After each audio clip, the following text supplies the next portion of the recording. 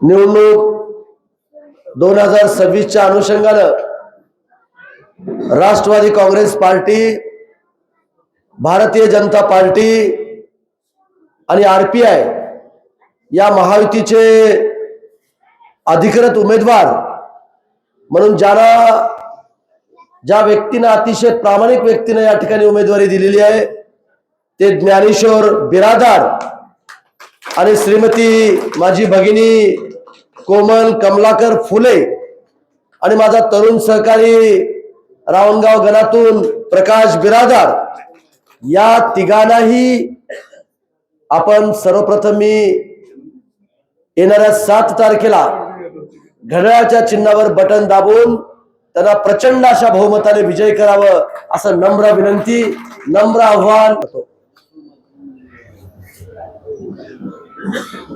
खरं तर अत्यंत दुःखी अंतःकरणाने प्रचार करण्याकरता आम्ही त्या ठिकाणी बाहेर पडलेलो आहोत। पण ज्या कार्यकर्त्याच्या प्रचाराकरता, ज्या पदाधिकाऱ्यांच्या जीवावरती आपण उपमुख्यमंत्री पदापर्यंत आपण पोहोचलो, त्याच कार्यकर्त्याच्या प्रचाराकरता दादा मुंबईवरून बारामतीला येत होते आणि तुम्ही पाहिला असाल विमान अपघातामध्ये त्यांचा दुर्दैवी अंत त्या ठिकाणी झाला। आणि म्हणून त्यांना खरी श्रद्धांजली व्हायची असेल तर त्यांच्या कार्यकर्त्याचा आपण सुद्धा प्रचार त्या ठिकाणी केला पाहिजे, तेवढा त्यांना त्या ठिकाणी निवडून आणलं पाहिजे। या भूमिकेतून आम्ही कालपासून प्रचाराला त्या ठिकाणी लागलेलो आहोत। प्रत्येक गावात गेल्यानंतर प्रत्येक माझी मायमाऊली, माझा बांधव त्या ठिकाणी हळहळ त्या ठिकाणी व्यक्त करतोय आणि प्रत्येक सभेमध्ये दादाला त्या ठिकाणी श्रद्धांजली अर्पित करण्याचं शोक सभा त्या ठिकाणी आयोजित त्या ठिकाणी केली आहे। मित्रांनो, आता नागेश भाऊनी, सारंगजींनी आणि विकासजींनी अतिशय सोप्या भाषेमध्ये हे निवडणूक कशासाठी आहे, हे निवडून आल्यानंतर उमेदवार कशा पद्धतीने काम करतील, काय काम करतील, हे सुद्धा विश्लेषण आपल्याला त्या ठिकाणी सांगितलेलं आहे। आणि म्हणून तुम्हाला एक शब्द देतो की दोन्ही तिन्ही उमेदवार काम करणारे, एक सक्षम, सर्व जाती धर्माला सोबत घेऊन जाणारे आणि मनमिळावू। मला नागेशचा एक शब्द फार आठवला की कुठेही असं ऊर काढून नाही जात। तुम्हाला वरिष्ठ भेटले त्याचे चरण त्या ठिकाणी स्पर्श करतात, तरुण भेटले गळ्याला गळा लावून त्या ठिकाणी घेतात, आणि हेच पद्धत काम करण्यासाठी, लोकांचा विश्वास आपल्यापाशी ठेवून घेण्यासाठी हीच पद्धत त्या ठिकाणची कामाची त्या ठिकाणी आहे। म्हणून मी तुम्हा सर्वांना जे काही तुमच्या गावाच्या विकासासंदर्भात तुम्ही काय ज्या काही मागण्या केल्या, त्या मागण्या भविष्य काळामध्ये पूर्ण करून देण्याची जबाबदारी माझ्यावरती आहे आणि ते 100% करून देण्याचं काम मी त्या ठिकाणी करेन। हा शब्द अतिशय पवित्र अशा मंदिरासमोर उभारून मी तुम्हाला या ठिकाणी देतोय। सावकार माझ्यानंतर बोलणार आहेत, काळजी करू नका। नाही बोलणार आहेत। सावकाराचं भाषण असल्याशिवाय सभा पूर्ण होत नाही। सुधीर भाऊ, नाही काय होत नाही। आणि म्हणून जे काही आपल्या मतदारसंघामध्ये विकास कामे करायचे होते, जे दळणवळण व्यवस्था मजबूत करायची होती, ती सर्व दळणवळण व्यवस्था आपण मजबूत करण्याचं काम आपण त्या ठिकाणी केलं। उदगीरला जे मुख्य रस्ते जोडणारे 4 होते, आष्टामोड ते उदगीर असेल, जाम ते तोगरी असेल, शिरूर ताजबंद ते उदगीर असेल, किंवा आता उदगीर ते देगलूरचा रस्ता असेल, हे सगळे रस्ते मंजूर करून 3 रस्ते पूर्ण त्या ठिकाणी केले आणि आता 4था रस्ता उदगीर ते देगलूरचा जवळजवळ 800-850 कोटी रुपये आपण नितीन गडकरी साहेबांकडून आपण त्या ठिकाणी मंजूर करून त्याला सुद्धा कामाला त्या ठिकाणी सुरुवात झालेली आहे. पिण्याच्या पाण्याच्या संदर्भात सुद्धा अनेक योजना या देशाचे महान पंतप्रधान नरेंद्र मोदी साहेबांनी जलजीवन मिशन ही योजना या देशामध्ये आणली.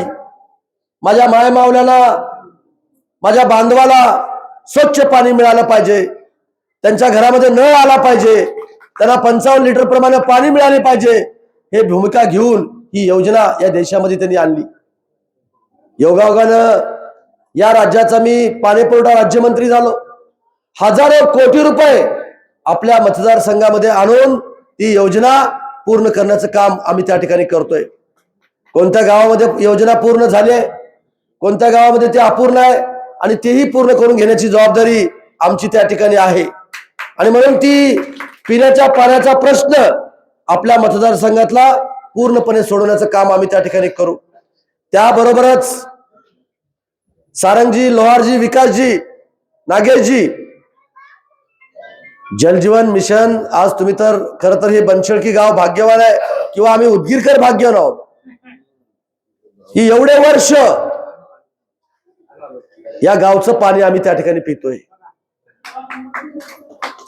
आणि मला वाटतं महाराष्ट्रामध्ये सावकार एकमेव नगरपालिका अशी असेल की स्वतःच्या मालकीचा डॅम जर कुठं असेल तर ते उदगीर नगरपालिकेचा बनशेळकी गावाला त्या ठिकाणी आहे. माहित नाही पण आपला उदगीरचं सांगायचं आपण. आणि म्हणून उदगीर आता मोठं झालंय, जवळजवळ 1,80,000 लोकसंख्या त्या ठिकाणी झालेली आहे. पिण्याचा पाण्याचा प्रश्न एकट्या या डॅम मधून पूर्ण होत नव्हता, म्हणून सावकारांनी लिंबोटीच्या धरणावरून पाण्याची योजना प्रस्तावित त्या ठिकाणी केली होती. प्रस्ताव अनेक वेळेस मुंबईमध्ये त्या ठिकाणी जाऊन ती योजना मंजूर करून त्या ठिकाणी आणली होती, पण कोण्या ना कोण्या कारणानं ती योजना त्या ठिकाणी पूर्ण होत नव्हती. पण मी या भागाचा आमदार तुमच्या आशीर्वादाने झाल्यानंतर, मंत्री झाल्यानंतर सातत्याने अनेक मिटिंगा त्या ठिकाणी आम्ही घेतल्या आणि तिथले लोकप्रतिनिधी आपल्या उदगीरला पाणी देण्यासंदर्भामध्ये विरोध करत होते. आणि म्हणून त्याची समजूत त्या ठिकाणी आम्ही काढली आणि त्या ठिकाणी जाऊन पहाटे 4 वाजता जाऊन नांदेडचे कलेक्टर, लातूरचे कलेक्टर, तिथले एसपी, इथले एसपी, आयजी, मी स्वतः आम्ही त्या ठिकाणी जाऊन तिथं विहीर खोदण्याचं काम आम्ही त्या ठिकाणी केलं आणि उदगीरला पाणी देण्यासंदर्भामध्ये योजना आता त्या ठिकाणी पूर्ण झाली. आज लिंबोटीचं पाणी उदगीरला त्या ठिकाणी आलं. माझ्या ग्रामीण भागातल्या लोकांसाठी जर कधी काळी पाऊस नाही पडला, दुष्काळ संकटाला जर समोर आपण जर गेलो तर भविष्याचा विचार करून, पुढच्या 75 वर्षाचा विचार करून आपण वॉटर ग्रीड नावाची योजना आपल्या मतदारसंघामध्ये आपण त्या ठिकाणी आणलेली आहे. नांदेड जिल्ह्यातून बारूच्या धरणामधून 700 कोटी रुपये मंजूर करून ती योजना उदगीर आणि जळकोट मतदारसंघामध्ये त्या ठिकाणी आणली. फक्त बनशेळकी गावामध्ये जर ज्या सोर्स मधून पाणी येतं त्या सोर्स मधून जर पाणी जर नाही आलं तर फक्त त्या वॉटर ग्रीडचा वाल फिरवायचा आणि भविष्यामध्ये पाणी आपल्या गावामध्ये त्या वॉटर ग्रीडच्या माध्यमातून त्या ठिकाणी आपल्याला घेता येईल. म्हणजे एवढा सुद्धा विचार आपण त्या ठिकाणी केलेला आहे. रस्ते जाळे विणले, पिण्याच्या पाण्याचा प्रश्न सोडवतोय.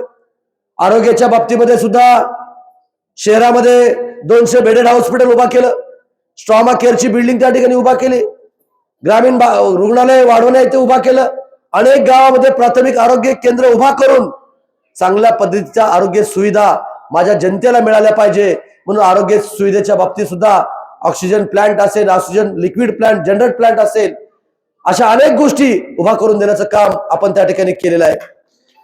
आणि म्हणून सांगायचं तात्पर्य एवढंच आहे की हे पद काम करण्याकरता आहेत, हे पद काय मिरवण्याकरता नाहीत.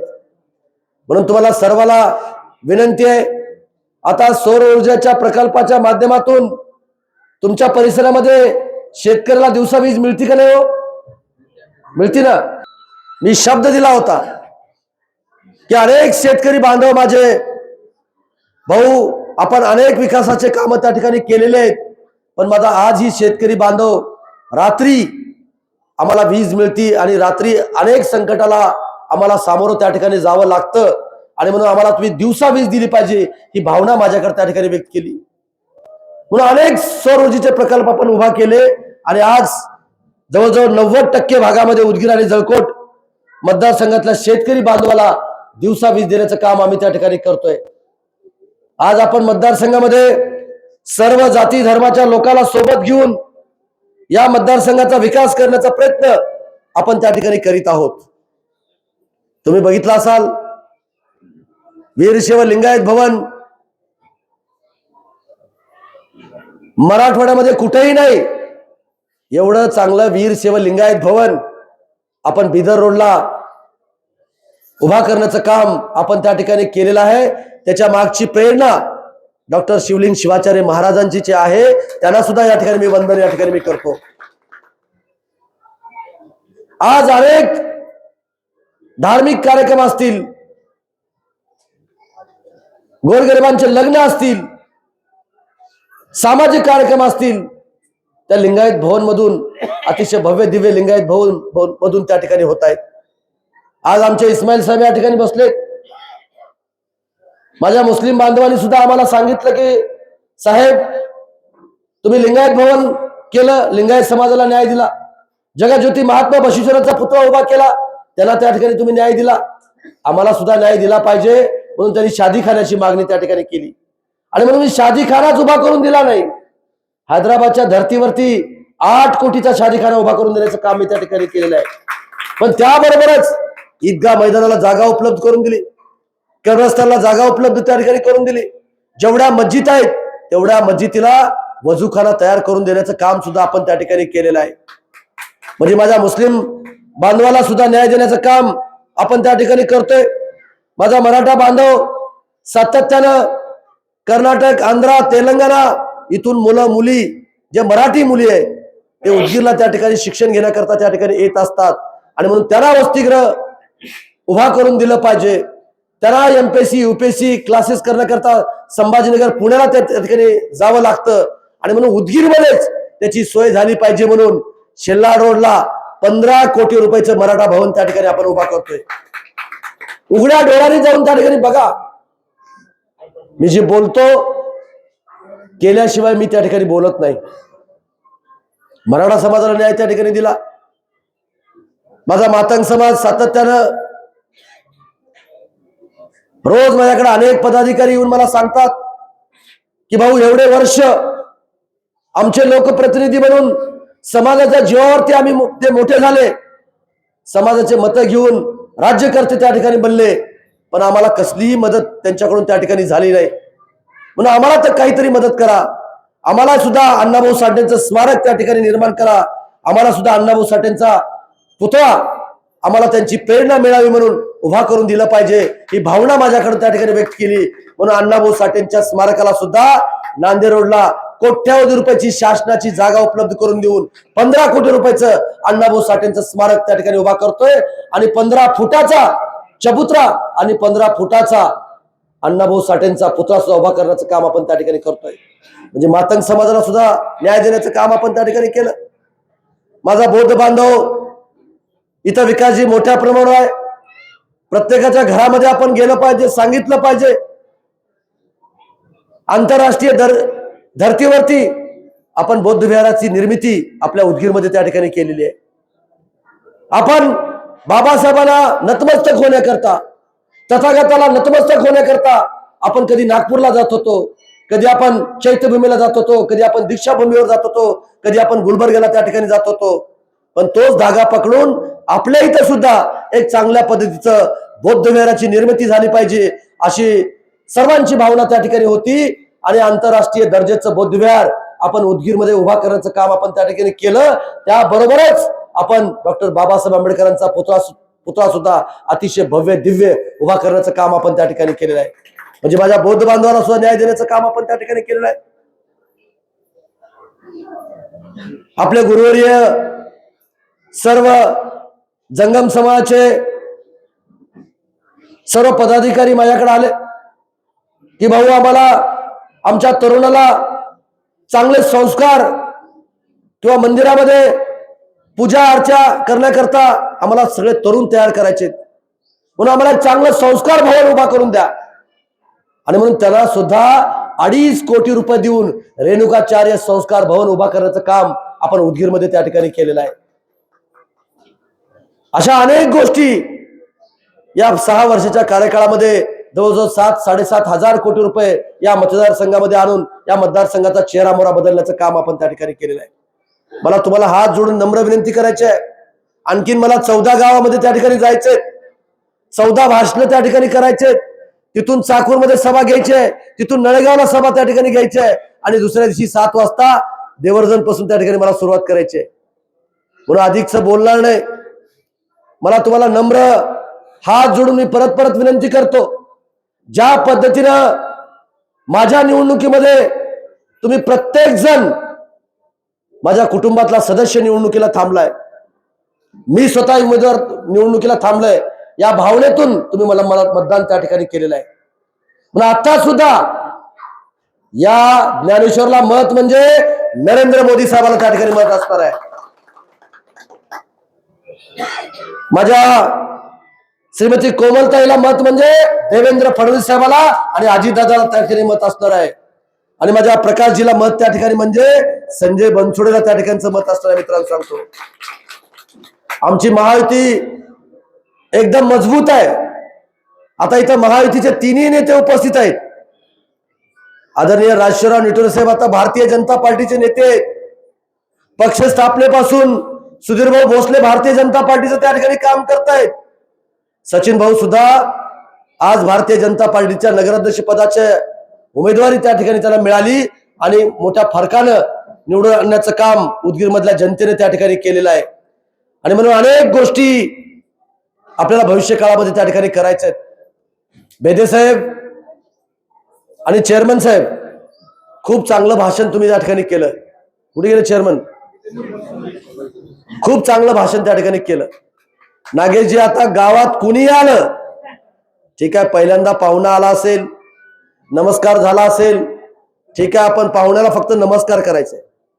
म्हणून चेअरमन साहेब, आजपासून प्रत्येक घराघरामध्ये तुम्ही जावा, सगळेजण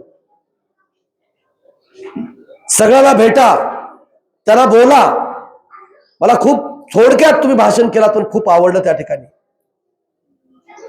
विकास निधी पाहिजे असेल, आपल्या परिसराचा नागरिक सुविधा तुम्हाला पुरवायच्या असतील तर सत्ता ही खूप महत्वाची आहे. आणि म्हणून केंद्रात आपली सत्ता आहे, राज्यात आपली सत्ता आहे, जिल्ह्यात आपले पालकमंत्री आहेत आणि या तालुक्याचा आमदार सुद्धा तुमचा आहे. आणि म्हणून इकडं तिकडं जर मत त्या ठिकाणी गेलं तर ते मत त्या ठिकाणी वाया जाणार आहे. इतर लोकांना मत देऊन काही फायदा नाही. 5 वर्षाचा कार्यकाळ तुम्ही पाहिला असेल, अनेक लोक प्रॉब्लेम तुम्हाला दाखवतील, आम्हीच त्या ठिकाणी तुम्हाला दाखवतील, ठीक आहे, काही अडचण नाही.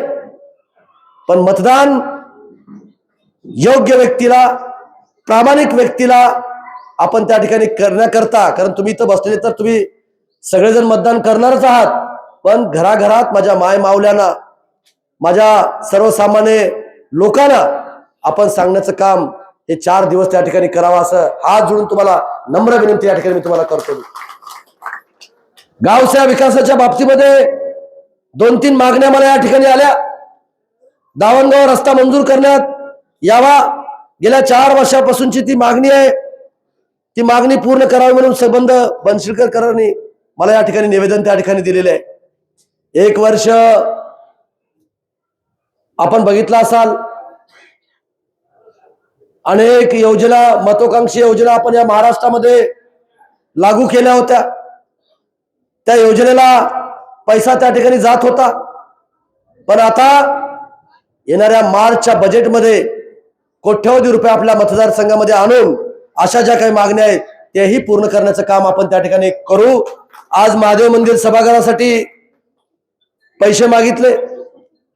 मी आताच नागेशजीला सांगत होतो की लक्ष्मी मंदिरावरती मला घेऊन गेले, नारळ फोडण्याचं आम्ही काम त्या ठिकाणी केलं, पण इतके दिवस तुम्ही का सांगितलं नाही हाही प्रश्न मी त्यांना त्या ठिकाणी विचारला. आणि म्हणून जी लक्ष्मी मंदिर असेल, मारुती मंदिर असेल, विठ्ठल रुक्मिणी मंदिर असेल, मुस्लिम स्मशानभूमीला संरक्षण भिंत असेल, हे कोण करू शकतो? कोण करू शकतं? हे असे लोक येऊन करणार आहेत का? नाही, तुम्हीच सांगा. तुम्ही जाणकार आहात, तुम्ही विजन असणार आहात, माझ्यापेक्षा ज्ञान तुम्हाला जास्त आहे. ज्यांची सत्ता आहे, जो सत्ताधारी पक्षाचा आमदार आहे, तेच काम करू शकतील ना. कुठेही चालले आणि विरोधी पक्षाचे उमेदवार 10 लाख देतो, 20 लाख देतो, 50 लाख देतो. अरे कुठून आणणार बाबा पैसा? खोटं बोल पण रेटून बोलायचे. त्यांना फक्त सत्ता स्वतःच्या कुटुंबाची श्रीमंती वाढवण्याकरता पाहिजे. त्यांना सत्ता आपला उद्योगधंदा पुढे घेऊन किंवा गुत्तेदारी वाढवण्याकरता ती सत्ता त्या ठिकाणी पाहिजे. आम्हाला सत्ता लोकांची सेवा करण्याकरता त्या ठिकाणी पाहिजे. आम्ही लोकांचे जनसेवक आहोत, लोकसेवक आहोत. या भावनेतून हे तिघही उमेदवार त्या ठिकाणी काम करतील. मित्रांनो, तुम्हाला सांगतो, आदरणीय मामाने अख्खं आयुष्य सामाजिक काम करण्यामध्ये त्यांनी त्या ठिकाणी घालवलेलं आहे. आणि मी जाणीवपूर्वक, मी आणि आदरणीय सावकारांनी आम्ही ठरवलं की चांगल्या व्यक्तीला, त्यांच्याकडे पैसा असो नसो, पण चांगल्या व्यक्तीला जर उमेदवारी दिली तर ते लोक स्वीकारतील आणि जिल्हा परिषदेमध्ये पाठवण्याचं काम जनता त्या ठिकाणी करेल. आणि म्हणून जनतेचा उमेदवार म्हणून ज्ञानेश्वर बिरादारचं नाव त्या ठिकाणी घेतलं जातं. मित्रांनो, आणि जिल्हा परिषदेमध्ये आपलीच भारतीय जनता पार्टी आणि राष्ट्रवादी काँग्रेस पक्षाची सत्ता त्या ठिकाणी येणार आहे. आज अहमदपूरमध्ये बाबासाहेब पाटलांनी सुद्धा महायुती म्हणून आम्ही जनतेसमोर त्या ठिकाणी जातोय. इथं सुद्धा 10च्या 10 उमेदवार प्रत्येक मतदारसंघामध्ये मी त्या ठिकाणी जाऊन आलो. काल आणि सचिन भाऊ सावकार आम्ही काल नळगीरमध्ये होतो. प्रचंड उत्साह लोकांमध्ये. तिकडे वाढवणे रामभाऊचा त्या ठिकाणी उत्साह आहे. खेरमध्ये मटके सर त्या ठिकाणी चांगल्या पद्धतीने काम करतायत. तिकडे सोमनाथपूरमध्ये भुजबळ साहेब त्या ठिकाणी काम करतायत. इकडं लोहाऱ्यामध्ये विजय कांबळे त्या ठिकाणी चांगल्या पद्धतीने काम त्या ठिकाणी करतायत. अशा पद्धतीनं सगळे उमेदवार इकडे निडमनमध्ये अतिशय उच्च शिक्षित डॉक्टर म्हणजे एवढे चांगले उमेदवार आम्ही त्या ठिकाणी दिलेले आहेत. म्हणून तुम्ही सर्वजण मिळून एक संघ राहून एकमुखी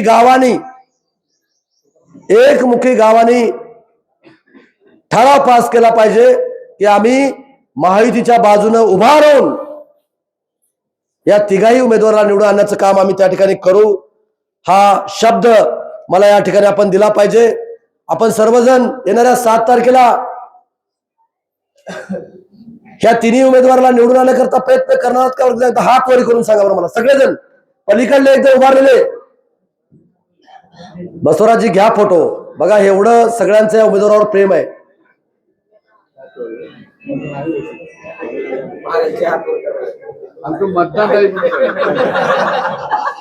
इकडे नाही बघा, तुमच्या एवढ्या सगळ्यांचं प्रेम पाहून मी सतत प्रत्येक भाषणामध्ये मी सांगतोय की माझ्या जीवात जीव असेपर्यंत तुम्हाला आयुष्यात कधीही मी विसरणार नाही. हाही शब्द या सभेच्या निमित्ताने या ठिकाणी मी देतो. आणि 7 तारखेला घड्याळाच्या चिन्हावर कमळ आणि घड्याळ एक आहे. आता कमळ आणि घड्याळ एक आहे. आणि मग लोहाराला कमळ आहे, इथं घड्याळ आहे. निडमनला घड्याळ आहे, नळगीरला कमळ आहे, वाढवण्याला कमळ आहे, सोमनाथपूरला कमळ आहे. 4 मतदारसंघामध्ये कमळ आहे आणि उदगीर तालुक्यामध्ये 3 मतदारसंघामध्ये घड्याळ त्या ठिकाणी आहे. आणि म्हणून घड्याळाच्या चिन्हासमोर बटन दाबून प्रचंड अशा बहुमताने विजय करावं, एवढंच या प्रसंगी बोलताना थांबतो. जय हिंद, जय महाराष्ट्र.